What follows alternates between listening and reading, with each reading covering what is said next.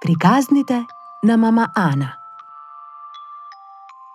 Приказните на мама Ана се приказни за добра ноќ. Нивната намена е да действуваат приспивно и да им помагаат на децата побрзо и полесно да заспиваат. Важно предупредување. Не пуштајте ги приказните додека сте во возило, затоа што можат приспивно да влијаат и врз возачот. Деси и големиот океан.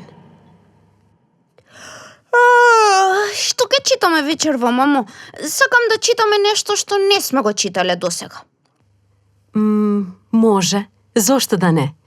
Еве, например, Деси и големиот океан. Јеј!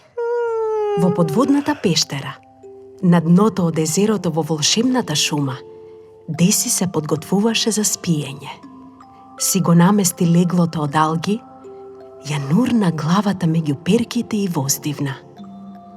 А со воздишката излегоа и неколкуте меурчиња.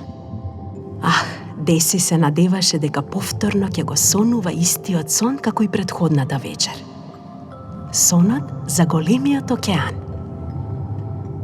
Океанот беше поголем од се што имаше видено Деси во својот долг живот.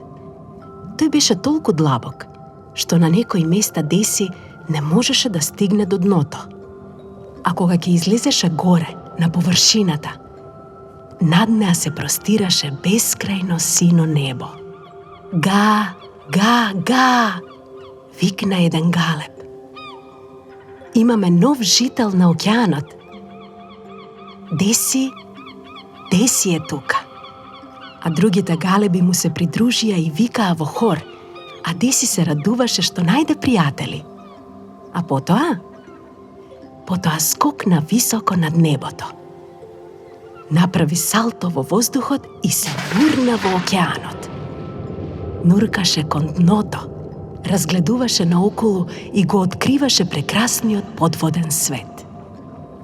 Околу неа веднаш доплива јато малички рипчиња, кои љубопитно ја наблюдуваа. Која си? Што си? Од каде си? Здраво, здраво, здраво! Речи си нечујно, брбореа рипчињата. Деси се обиде да им објасни која е, но во следниот миг од другата страна се појави јато делфини. Деси подзапре и ги наблюдуваше овие прекрасни суштества. Тум, тум, здраво, здраво! Велеше Деси, а делфините ја отпоздравија и продолжија понатаму. Деси размисли дали да тргне по нив, кога забележа нешто големо, нешто огромно. Тоа беше најголемиот жител на океанот, синиот кит. Деси го гледаше додека мирно поминуваше покрај неа. Китот не беше многу зборлест, а беше и малку мрзлив. Деси дури си помисли дека може би спие, се додека не го подотвори едното око. А потоа и мавна со перката за поздрав пред да исплива кон површината. Деси повторно беше обиколена од јато мали рипчиња. Овие беа малку поголеми од оние што ги запозна претходно.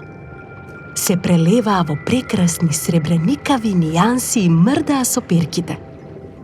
Всушност, тие ја повикуваа да ги следи наоколу, кон дното. Но, што беше тоа?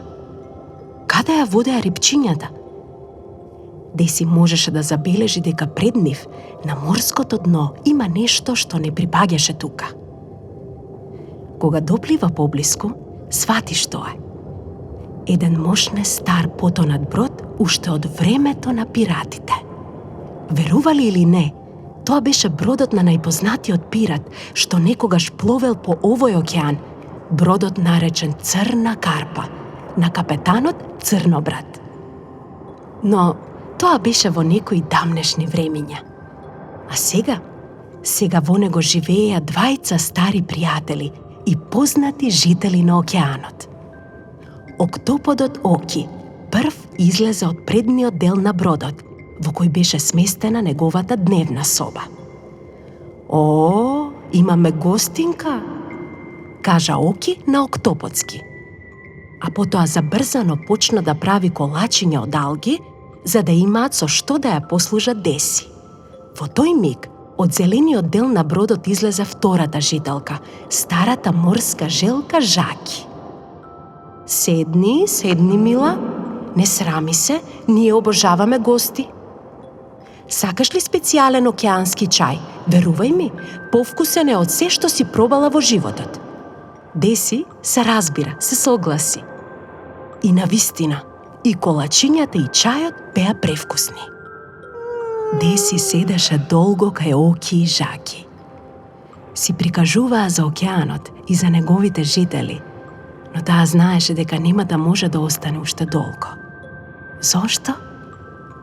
Затоа што знаеше дека во мигот кога ќе се разбуди, повторно ќе се најде во нејзината мека постела од алги, во подводната пештера, во нејзиното езерце. Довидување, Оки, довидување, Жаки, довидување, голем океану. Се гледаме повторно утре вечер, во нов сладок сон. Сладок сон, Биби. Сладок сон и вам, дечиња.